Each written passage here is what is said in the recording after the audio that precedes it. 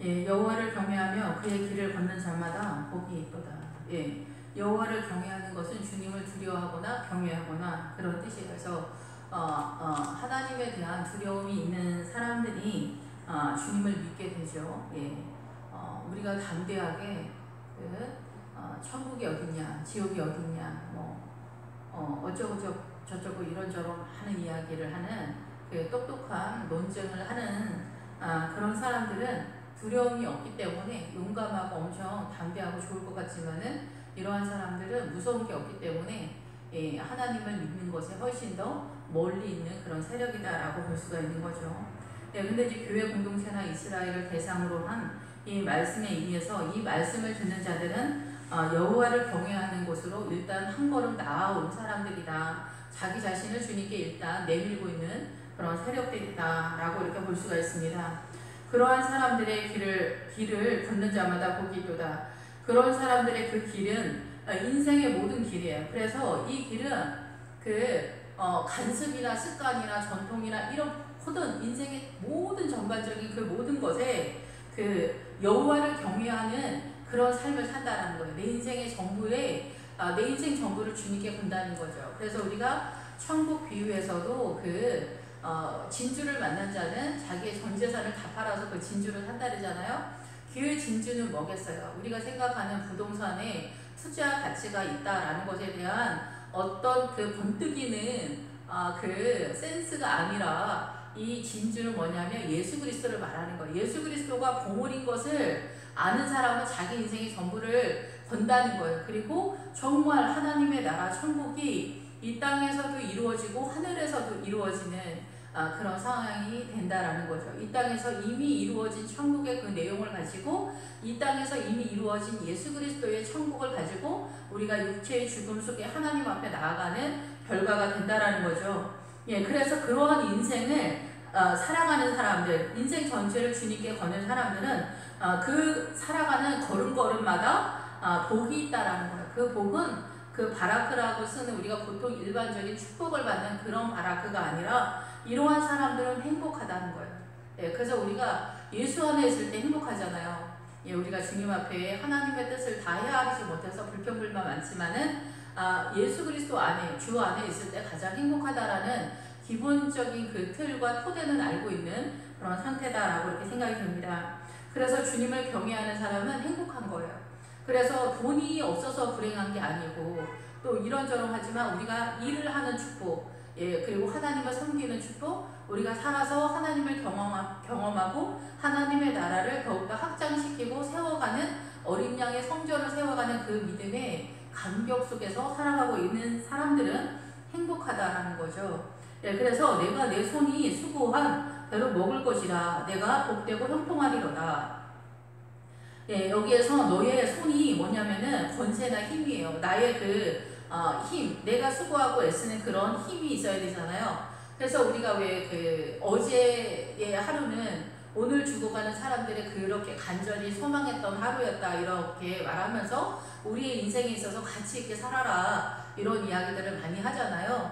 예, 그래서 이 하루하루가 이렇게 대단하고 이 계시록에서도 어느 날 갑자기 어느 한 날에 그 재앙이 들이닥칠 것이다. 그 바벨론의 세력이 멸망하는 것이 어느 한 날에 다 이루어질 거다. 이렇게 선언을 하고 있거든요. 그 날 속에 하루하루 속에 그 바벨론의 멸망도 나타나게 된다는 거죠. 여기에서도 우리의 삶에 있어서 이렇게 우리의 수고하는 그 모든 힘의 세력이 이렇게 우리에게 그 수고한 대로 어떠한 소득을 얻는다라는 것이 우리에게 확보된 게 아니에요. 사실은. 그래서 우리가 잠언 같은 데서도 많이 보면은 그 악인들은 선인들을 위해서 재물을 쌓는다 이렇게 얘기를 많이 하거든요. 그래서 내가 수고한 이 재물과 이 수고의 결과와 이 수고의 열매가 나의 자식들에게나 또 내가 소망하는 그 어떠한 세력으로 나타나는가 꼭 그렇지만은 않다는 거죠. 우리는 죽는 순간까지도 깨닫지 못하는 인생을 살고 있기 때문에 나의 수고한 것이 물질적인 것이든 무엇이든 간에 하나님의 세력 밖에 있는 세력들은 그 결과물이 내 것이 된다라고 확정적으로 말할 수가 없다는 거죠. 그래서 여기서 수고하다라는 것은 다 아는 말이지만 수고하다, 일하다 이러지만은 지치고 기진맥진할 정도로 일을 한다라는 거예요. 그래서 우리가 하나님의 통치권을 받게 되면은 우리의 수고의 날들이 이렇게 기진맥진하고 아침 일찍 일어나는 그런 수고하고 무거운 짐진 자들아, 그 무거운 세계 땅이 말하는 게 그거예요. 아침 일찍 일어나서 사단의 통치권 속에서 죽는 줄도 모르면서 24시간 불가동으로 365일 일생 동안 일하면서 살아간다는 거예요. 그런데 하나님의 통치권 속에 있지 않는 국가적인 차원에서 하나님을 대적하는 나라거나 다른 타종교를 갖고 있는 그런 나라들은 아침 일찍 꼭두 새벽에 일어나서 24시간 풀가동으로 일생 동안 살아도 이 밥 한 술을 먹는 것이 어려운 상황이고, 지금 북한에서도 그런 지경에 있다는 거죠. 예, 하나님을 믿는 사람을 최우선적으로 사형 처리하는 그런 시스템과 그런 그 이념적인 그 사고관을 갖고 있는 북한은 뭐 이번에 그 카드 섹션 하는 것도 예, 굶어서 아이들이 일을 그 카드 섹션을 할 수가 없어서 그 처음에 조금만 하고 이렇게 막을 내렸다라고 이렇게 이야기를 하더라고요. 그래서 아이들이 탈진이 되고 쓰러지고 난리였다, 뭐 이렇게 소문이 들려오고 있는데, 이렇게 우리는 당연히 내가 수고한 거는 당연히 내가 갖고 내가 이렇게 보장해줘야 되는 거 아니야? 대한민국이 법치국가이기 때문에 하나님의 은혜로 이것이 보장이 거의 95% 이상은 보장이 되는 그런 나라이기 때문에 우리가 감사한 줄을 모르는 거예요. 그런데 여기 내 손이 수고한 대로 먹을 것이라 내가 목되고 형통하리로다.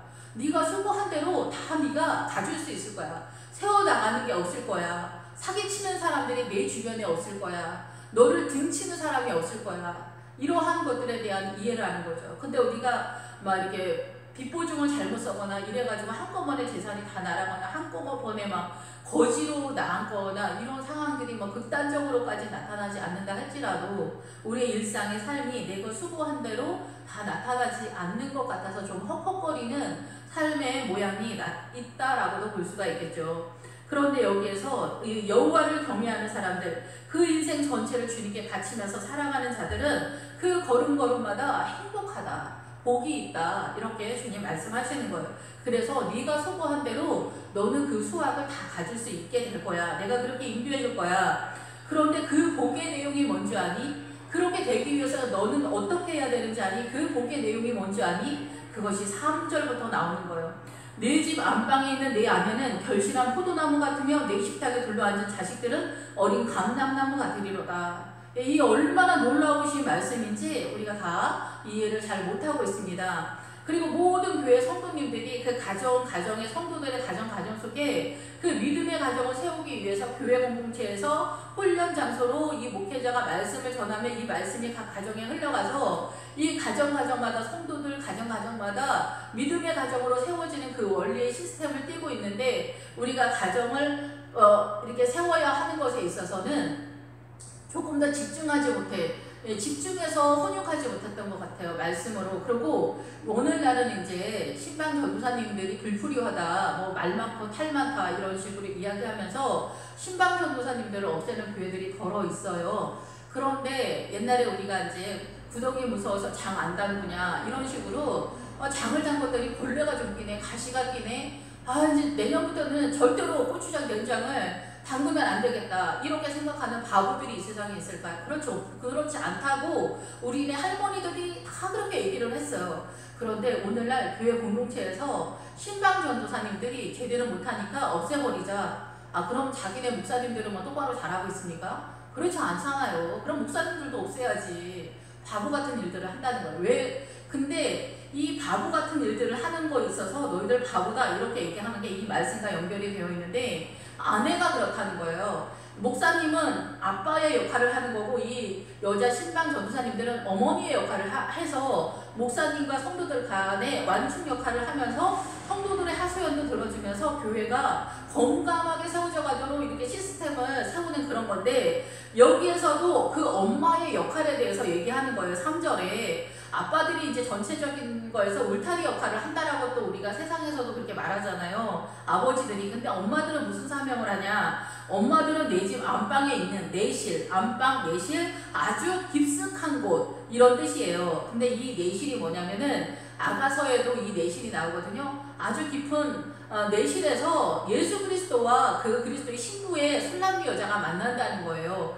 예, 그래서 우리가 문자적으로나 이게 단순한 이 사단의 문화권에서 이 아내의 사명, 여자들이 하나님의 나라를 어떻게 세워가는지에 대한 그 사명의 내용을 이해하는 사람이 별로 없다는 거예요. 아주 작다는 거예요. 그래서 여기 내 집 안방에는 그 아내가 어디 있냐면 아주 깊숙이 있다라는 거예요. 그러지 않잖아요. 실상은 엄마가 항상 보이는 데 있고 아내가 항상 보이는 데 있는데 무슨 안쪽 깊은 곳에 있어. 이 얘기는 뭐냐면은 네가 이 말씀을 깊이 깨달아야만 내 아내가 포도나무의 역할을 하면서 내 자녀들을 감람나무로 양육할 수 있는 그런 실력자가 될 것이다 라는 것에 대한 선언이에요.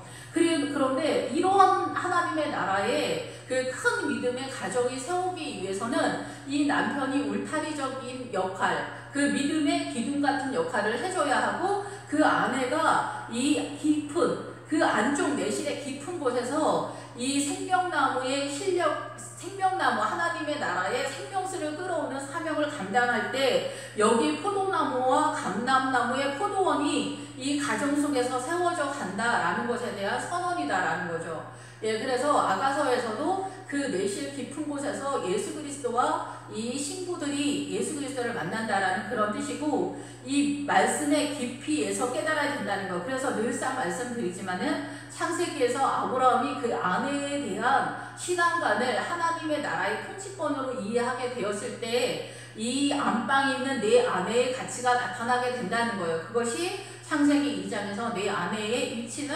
맞은편에 서서 도와주는 헬퍼다라는 것에 대한 그 하나님의 나라의 통치권으로 내 아내를 이해하게 되었을 때 그 아내를 무시하거나 함부로 대하거나 애국적인 이 세상 남자들처럼 아내를 막대하거나 이런 식으로 말대꾸하지 마라 이런 표현을 쓰지 않는 그런 하나님의 나라의 통치권에 대한 이해도가 이 남편에게 있을 때에 이 아내가 그의 주는 하나님의 나라를 이 가정 속에 건강하게 세워가는 내용이 뭐냐면은 너희 수고한 것들과 하나님을 경외하는 그 행복한 복이 이렇게 나타나게 될 것이다 라는 것에 대한 선언이라는 거예요.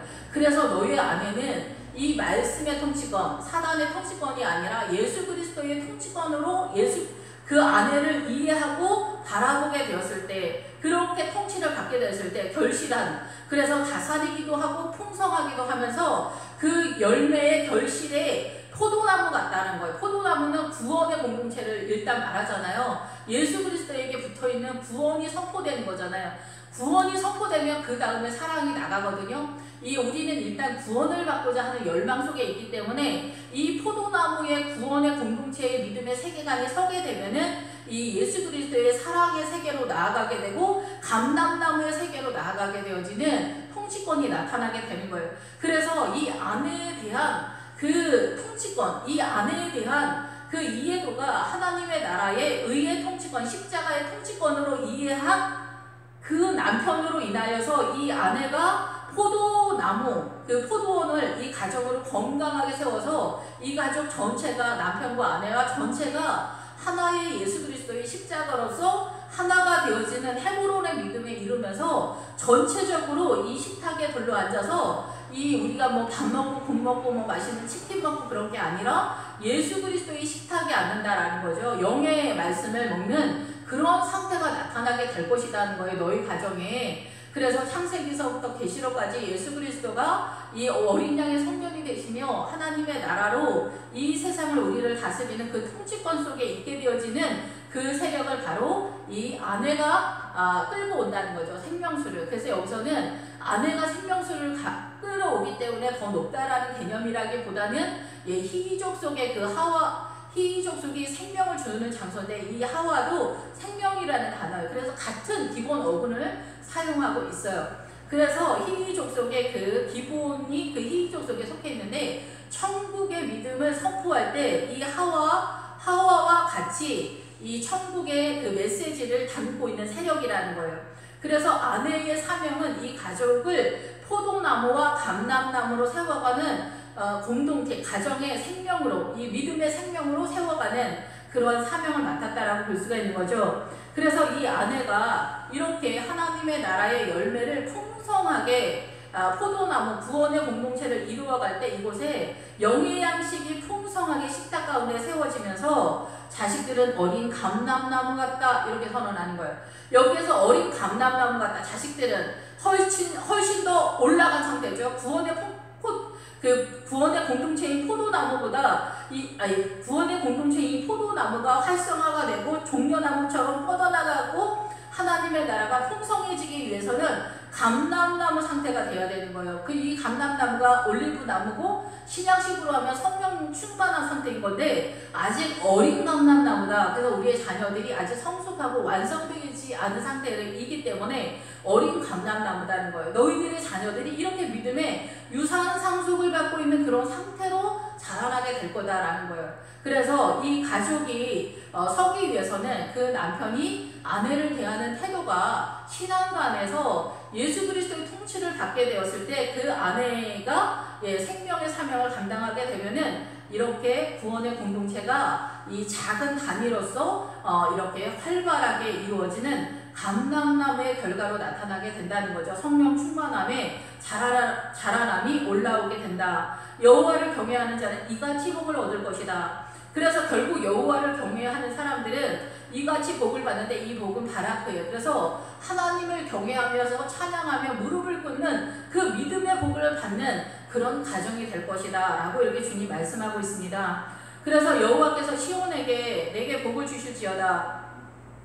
너는 평생에 예루살렘의 번영을 보며 내 자식의 자식을 볼지어다. 이스라엘에게 평강이 있을지어다. 아멘. 그래서 여호와께서 이렇게 여호와를 경외하는 자에게 이 바라크 하나님을 경외하는 복을 주고 생명의 복을 줄 거다. 그리고 너희들은 그것을 얻게 될 거다. 이렇게 얘기하시면서 시온에서 내게 복을 주실 거다. 시온은 하나님이 임재한 성읍을 이야기해요. 그래서 예루살렘 성읍이 시온성이라고 하잖아요. 그래서 원래는 이제 예루살렘 주변의 언덕에 대한 이야기를 하는 건데 이 언덕이 나올 때, 산이 나올 때, 그럴 때는 이제 산은 단어가 또 따로 있긴 있지만은 언덕을 올라간다는 것은 신앙의 믿음이 올라간다라는 얘기예요. 그래서 예루살렘도 평화에 타면서 언덕에 있다 이렇게 얘기하는 거죠. 신앙의 수준이 올라가 있는 상태. 근데 그러한 믿음의 성도들이 있는 성읍에 하나님의 영이 임재한 상태가 시온성이라는 거고 시온이라는 거죠. 시온은 하나님의 그 시온성. 그리고 이제 예루살렘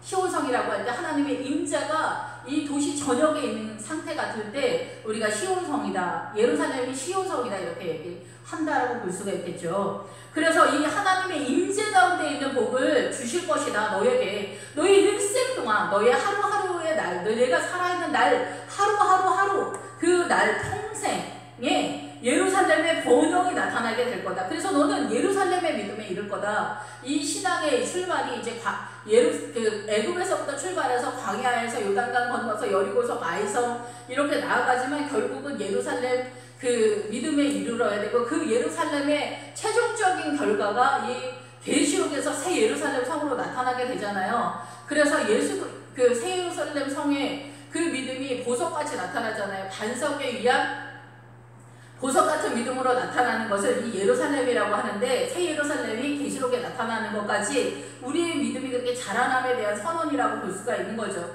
그래서 이 예루살렘의 번영을 본다. 그래서 우리의 믿음이 이렇게 교회 공동체가 이 가정이 믿음으로 서니까 이 교회 공동체는 더 굳건하게 사는 거죠. 교회 공동체가 서는 것보다 이 가정이 믿음으로 서는 게 훨씬 더 어렵습니다. 근데 이 가정이 서면 이 교회 공동체는 말할 것도 없는데 교회 공동체가 또 서가면서 이 가정의 믿음을 서가기 때문에 이게 서로 쌍방간의 상호관계 속에서 상생의 관계 속에 있다라고 물론 볼 수 있습니다. 그래서 이 예루살렘의 번영은 이게 투부라는 단어하고 유사한 투부 그 단어를 사용하고 있는데 이거는 그 선하다, 번영하다 이런 뜻이에요. 그래서 하나님의 나라의 그 세력을 얘기해요.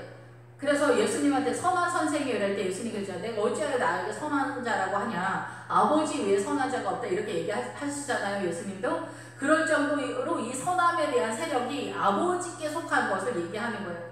근데 우리가 선악과를 먹을 때도 그 선이 이 선으로 쓰는 거거든요. 그래서 우리가 선악과의 선은 우리가 볼 때 이 선해 보이지만 악한 세력, 주님과 분리된 세력, 주님과 전혀 상관없는 세력이 선악과인 거죠. 이 선악과의 세력은 사단의 세력이고 이 세상인 거죠. 이 세상 전체 사단의 세력. 예. 그래서 우리의 날마다의 삶 가운데 예루살렘의 선함을 보게 될 거고 하나님의 통치권 속에 있을 거고 하나님의 나라가 이루어질 것이며 내 자식의 자식을 보게 될 거다. 여기에서 말하는 우리가 보통 결혼하면 자식을 낳는 그 얘기 하는 거 아니라 아브라함이 이삭을 태어나게 한 것처럼 하나님의 아들 딸들이 이 어린 감람나무 같은 하나님의 믿음을 유산 상속받은 아이들이 계속해서 나타나게 될 거다. 이스라엘의 평강이 있을지어다. 이스라엘에. 그래서 이스라엘은 교회 공동체죠. 그리고 이스라엘의 뜻은 하나님께서 투쟁하신다, 하나님이 싸우신다, 예, 하나님께서 친히 다스린다 이런 뜻이잖아요. 우리가 기본적으로는 야곱을 통해서 야곱이 하나님을 이겼다 뭐 이런 식으로도 해석을 하지만 원어적으로는 기본적으로는 이 하나님께서 싸우신다라는 거예요. 우리를 위해서 싸우시고 우리를 다스리신다라는 그런 뜻이죠. 사실상 뭐 야곱이 하나님이랑 싸워서 어떻게 이길 수가 있겠어요. 주님과 끝까지 고집을 피우고 씨름을 해서 하나님의 나라를 세워가는 야곱의 형상인 거지 우리가 생각하는 뭐 자식이랑 아버지랑 싸워서 자식이 이기는 거는 아버지가 져줬다 이런 개념은 아니에요. 약간 그런 것 같지만 그거는 우리 인간관계 속에서의 그 아버지의 덕스러움에 대한 표현이지 그 야곱이 그 야복강 나루터에서 한 거는 야곱은 자기가 절대절명의 위급한 상황에 있었기 때문에 아버지 도와주세요 라는 것에 대한 그 간절함의 표현인 거죠. 그랬을 때 주님께서 아버지께서 그 야곱을 그리고 이스라엘을 우리를 제 가운데서 불쌍히 여기시고 모든 인간관계 속에서 허덕거리는 우리의 그 불쌍하고 가련한 처지를 불쌍히 여기셔서 우리를 구원하시는 그 은혜를 허락해 주셨다라는 것에 대한 선언이라는 거죠. 그래서 이스라엘에게 평강이 있을지어다. 교회 공동체의 평강, 샬롬이 있을 거다. 그래서 늘 말씀을 드리지만은 이 샬롬은 전쟁이 많았던 이스라엘의 인사가 샬롬이다가 아니라 이스라엘 전체, 교회 공동체 전체의 샬롬은 하나님과 우리 사이에 막힌담이 없어지는 제 문제가 해결되어지는 궁극적인 목적을 향한 인사말인 거예요. 그래서 예루살렘이다, 샬롬이다. 이것은 평화, 십자가의 그 화목제의 내용을 꿈꾸는 인사 내용이다라는 거죠. 그래서 예수 그리스도의 십자가가 화목제로 선언되는 건 제 문제를 예수님이 해결했기 때문에 번제로서 속죄제로 선언하지 않고 화목제로 선언하듯이 이 샬롬, 이 평강이 그런 의미를 담고 있다라는 거죠. 그래서 이 샬롬의 인사가 최고의 인사말이다 라고 이렇게 저는 생각을 합니다. 예.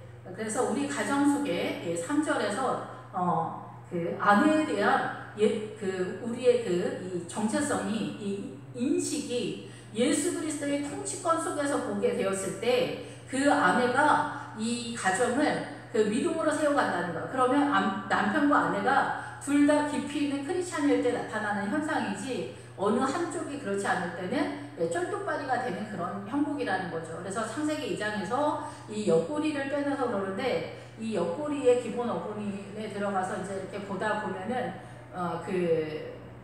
쩔뚝발이다라는 그런 뜻이에요. 결혼하지 않은 사람은 쩔뚝발이 같은 상황이고 결혼해서도 서로 연합을 해서 하나가 되지 못했을 때도 쩔뚝발이와 같은 형국이다 이렇게 볼 수가 있는 거죠.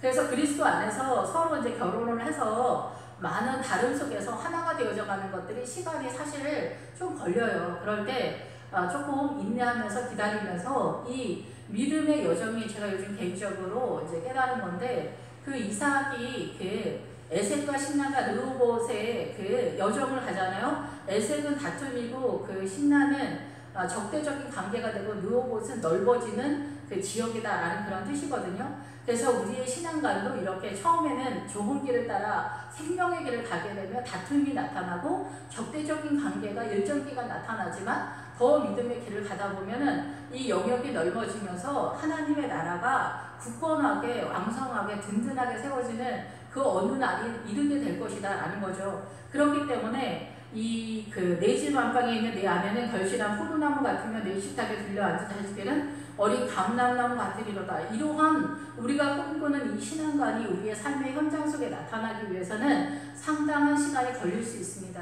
그러나 분명 포기하지 않고 이 생명에게 좁은 길을 가다 보면은 어느 날인가 이러한 하나님의 은혜, 성령 충만한 그 은혜가 이렇게 계속해서 몰려 들어오는 그날을 만나게 될 것이다 라고 이렇게 생각이 됩니다. 기도하겠습니다. 할렐루야. 주님 감사 영광 찬양 돌립니다. 아버지의 사랑을 꿈꾸며 나아가는 저희들 되게 하시고 이 그 포도나무, 덩굴 포도나무 속에서 하나님의 나라가 구원의 은혜가 강같이 흘러가고 이 식탁에서 먹는 음식이 하나님의 말씀을 먹으며 어린 감람나무 우리 자녀들이 이렇게 성령 충만한 자녀들로 믿음을 유산 상속받으면서 나타나는 귀한 믿음의 가정으로 세워질 것을 믿습니다. 아버지 그날을 소망하면서 오늘도 그 주님을 경외하며 우리의 인생을 주님께 바치고 행복한 저희들로 주님 이끌어 주시옵소서. 예수님의 이름으로 기도했습니다. 아멘.